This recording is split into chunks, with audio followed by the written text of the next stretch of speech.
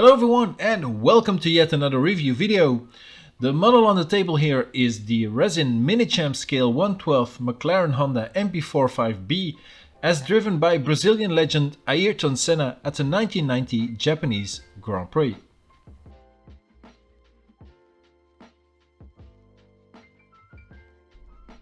The story of the 1990 Japanese Grand Prix is well known. For those who don't know what happened, it's basically the peak of the Senna-Prost rivalry. It all started in 1988 when the two were teammates at McLaren. Both drivers fought tooth and nail for the championship, with Ayrton coming out on top, winning his first title in the end. Their on and off track battles continued in 1989, culminating in a clash at the penultimate round in Suzuka. Both McLarens collided at the Casio chicane and Prost retired on the spot. Senna however got going again and even managed to win the race after a pit stop to repair the damaged nose. In doing so, the title battle would go down to the wire at the last round in Adelaide. The race stewards, however, under pressure from FISA boss Jean-Marie Balestre, stripped Senna from the win at the Japanese Grand Prix, effectively handing the title to Prost. They claimed Senna had cut the chicane when he resumed the race after the collision with his teammate. Senna was incensed and accused the FISA and Balestre of favoritism towards Prost. The toxic relationship between the McLaren drivers meant Prost would move on from McLaren to rejoin rivals Ferrari for the 1990 season. That year the title would again be decided at Suzuka. The protagonists were once again Prost and Senna, now at the height of their feud. Both drivers qualified on the front row of the grid, with Senna on pole. The pole spot however would be at a slight disadvantage as it was on the dirty side of the track. Senna and McLaren teammate Gerhard Berger requested the pole to be swapped to the racing line, and the stewards initially agreed. FISA boss Balestre, however, overruled the decision, much to Senna's dismay. At the start of the race, Prost unsurprisingly shot into the lead. Senna, still fuming about having to start from the bad side of the grid, and still with last year's collision in mind, took matters into his own hands and brutally shoved his McLaren into a small gap left by Prost's Ferrari at the sweeping turn 1. I'll leave it up to you if it was a deliberate crash or that he was over-opportunistic, but the McLaren and Ferrari came together, taking them both out of the race. In a reversal of the previous season, this now meant that Senna was the world champion of 1990. The pair didn't make peace again until Prost's last race at Adelaide in 1993. Their renewed friendship, however, never had an opportunity to grow, as Senna was killed the next year at the San Marino Grand Prix. During that fateful Sunday's warm-up session, Ayrton recorded an onboard lap for the French television network TF1, for whom Prost was working. Senna came on the onboard radio and said, "A special hello to our dear friend Alain, we all miss you."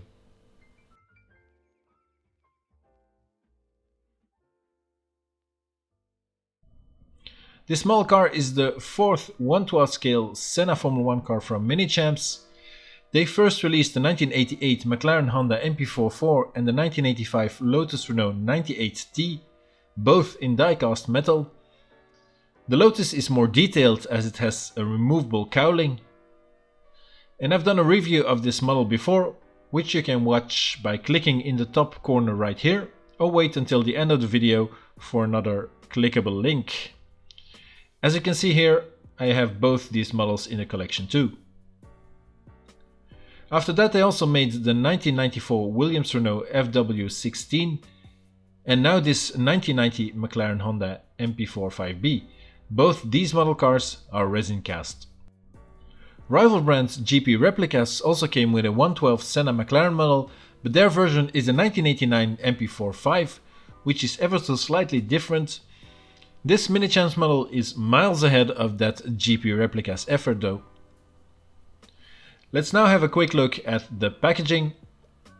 The model comes in the typical Ayrton Senna collection box from Minichamps. It looks very nice in the style and colors of Ayrton's iconic helmet. The box also has a matte finish, which makes for a nice feeling when handling it. All sides of the box are more or less the same, with some model info and Senna's signature printed on. The bottom of the box features all the regular licensing info from Minichamps and from the Ayrton Senna Institute, and then also the model's barcode with the notion it's a 1/12 resin model. Included in the box is a display base with a pouch underneath with the model's tobacco decals. The base then looks nice in matte black with a small plaque on it with all the model's info. And here it's mentioned it's handmade and limited to 350 pieces. Mine is number 91. The model itself then is fixed in a styrofoam clamp with just 4 screws.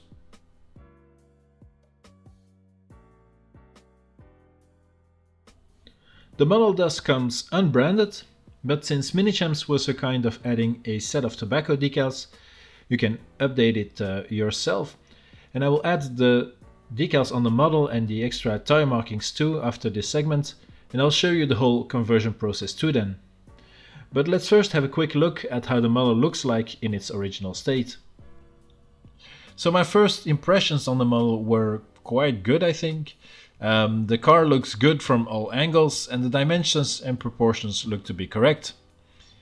It does look a bit empty without all of the tobacco decals, but this will be easily fixed of course with the provided decal set. On the model you can immediately spot some nice details, small details here and there. The wheels also look very nice and the driver figurine looks to be good too. At first glance I'd say this definitely looks like a quality model car. I've also spotted a few things that are maybe a bit disappointing, but I'll get into those things in a minute. I do like the base that the Minichamps have provided.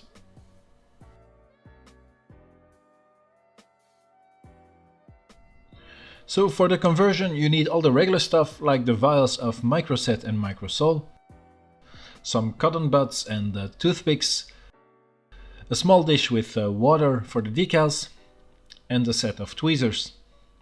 A few paper towels can come in handy as well. First you have to cut out the decals you want to apply and soak them in a bit of water. When the decal then is starting to slide off the sheet, you apply a bit of microset first to the selected area, and this is to make sure the decal doesn't immediately stick to the surface so that you can slide it around a bit into the correct position. Once that is done, you then apply the microsol onto the decal with a cotton bud, and I try to apply a small bit of pressure to remove any fluid in between the decal and the surface. The microsol then will make the decal basically melt onto the surface and well, make it stick into position. It's best to wait a bit for the decal to dry before moving to another area, because yeah, you can easily push the decal out of its position when handling the model. With all the decals applied now and set, I'll move on to the wheel detailing. So first I bought a set of tire valves for the wheels, and I like this small bit of detail, and I don't really understand why Minichamps don't do this themselves, especially on the bigger scale model cars like this 112 Mclaren. I also added it to my other Senna 112 models, and yeah, it really gives the model something extra, I think. To add these tire valves, you need to drill a small hole in the rims, and I have this fine hand drill to make these holes. I then apply a bit of microcrystal clear glue, and this white substance will change into a clear one later on, so you don't need to worry about it, and it also doesn't fog up the area around it like super glue does, for instance. With all the tire valves added and set into position, I will now add the markings on the sidewalls, and it was difficult to find a clear picture of the 1990 Mclaren tires, but I do have an idea on how they should look like. Since the markings were white and yellow, I used these two white and yellow Uniposca paint markers, and I only used the ink, not the pens themselves, as the tip is way too thick. There are some finer markers too, but still those tips are too thick again. I then write the markings on the tire with a toothpick, and I always have a few dry and moist cotton buds at hand to wipe off any mistakes that I make. Finally, I also added some pieces of aluminium tape on the inside of the rims to replicate the wheel weights. So here's the finished product then, and I really think it makes a huge difference already. It looks so much nicer with all the decals in place and of course with the extra tire markings for a more realistic look.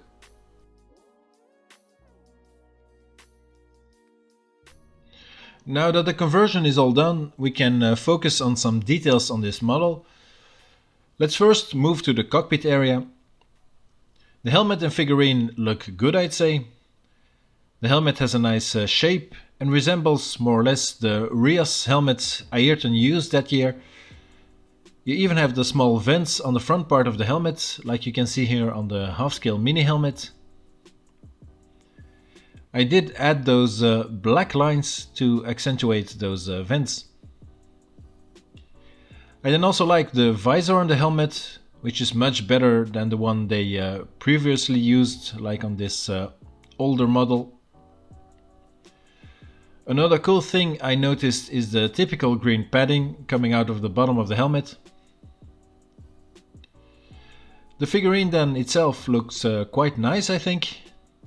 The fabric belts on it are quite good, with these photo-etched buckle parts, and they connect nicely to the seat behind the driver too. Yeah, I think they really did a good job on the belts. The only thing I'm not too sure of is the color of the driver's suit. It looks a bit too matte red to me. I think it should be a bit more of a vibrant color. I also think these brown parts here on the gloves should be a bit more light beige. The steering wheel and cockpit dashboard are nicely detailed with visible buttons, knobs and dials. Next to the driver there is, I think, a brake balance adjuster to the left, and then the gear stick lever to the right. I also think the FIA scrutineering sticker and the McLaren chassis name tag are a nice touch. This color then on the front of the cockpit is nicely modeled, and the carbon texture on it looks really good. The mirrors then are simple, but they look nice. So yeah, I think the cockpit area is quite good on this model.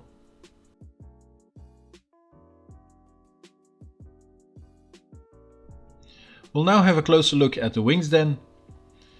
The front wing is quite simple with just these two elements. It's a shame the wing parts are connected to one another, so there's no cutout slit in between. And this is something Minichamps did do on the old 1988 112 scale model. I mean, it doesn't look bad either, but I think on a €400 model you can go through the effort of making just that one small cut in the wing elements. But yeah. The end plates then do look nice with the rivet detailing on them. The rear wing has the same problem than on the front wings. There is again no cut in the three upper elements. And this is a real letdown, I think. It really shouldn't be like that on a quality scale 112 model car. Especially seen from the back, it's yeah, a bit of a letdown, as I said. The insides of the end plates then are just black, there's no carbon texture on it, nor is there carbon decaling on the central support pillars. The outside of the end plates do feature a bit of rivet detailing, which is nice. The small rear light attached to the wing pillars reminds me a bit of the 1x1 Lego light piece, but I guess it is correct. For me, I think the model could and should have been a bit more detailed on the wings.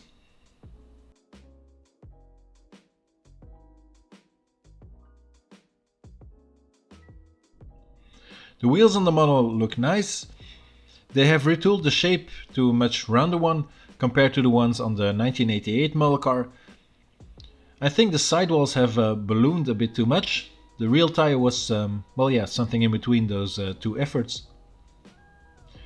The rims then look quite simple, but they were simple like that on the real car as well. The wheel nut is nicely detailed, and the Brembo coppered colored brake calipers are visible through the spokes. I did add a bit of wheel detailing, like the small tire valves, the sidewall markings and the wheel weights. The wheels, they all rotate, but the fronts don't turn, so there's no steering functionality on this model.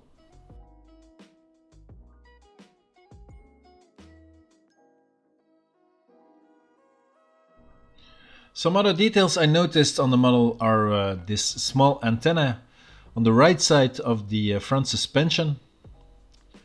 The suspension itself looks quite nice too, very simple, but that's how cars were during those days. The brake ducts have a nice carbon fiber texture on them. The black chassis part of the car is also with a very nice carbon texture on it. On the body there's a bit of rivet detailing visible too. If you then look inside of the side pod intakes, there's no radiator visible, it's just plain black. And it kind of looks the same in the airbox, and I think the intake above the driver's head is too shallow and should have been more deeper to well, look good. I do like these Dieses fasteners on the floor of the side pods. The side pods themselves then have a massive radiator entrance or exit hole in it. I do think the visible radiator grille should be more grey silver colored instead of just matte black. The engine cover and the Coke bottle shape on the side pods come together nicely at the back. On the right side of the airbox there's a small red pull ring, which I think is a very nice little detail.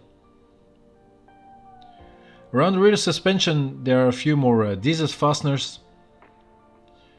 The suspension itself then is quite simple again, but yeah, not too bad looking. And here too the brake ducts look nice with a carbon fiber texture on them. The rear diffuser of the car then is quite simple.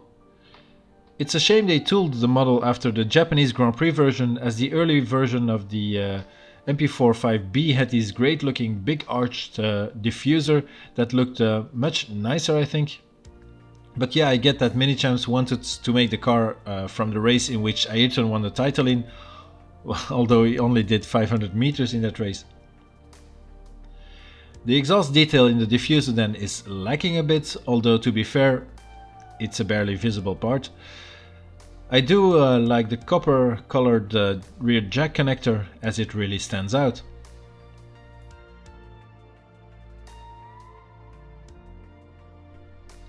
So on the plus side, the model car does have some nice details, like the whole cockpit area and the little extra details like the photo etched Dieses fasteners or the small pull ring on the right side of the airbox. The wheels are also not too bad, and I have to say it's an overall good looking model. On the negative side, I think it should pack a bit more details for its scale and price. The non-existent cuts in the wing flaps are a must, I think, given the wings are very simple with only 2 or 3 element pieces. I also think the side pod and airbox openings could have been more detailed.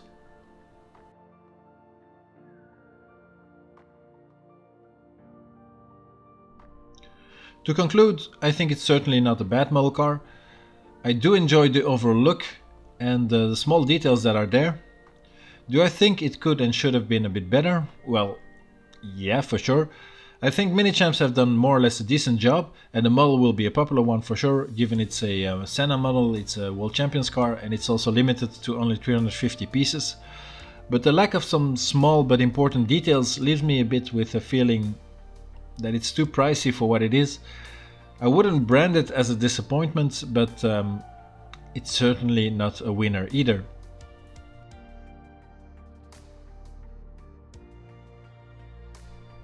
So this has been my review of the Minichamps 1/12 scale Resin Mclaren Honda MP4 5B model car as driven by Ayrton Senna to the 1990 Formula 1 World title.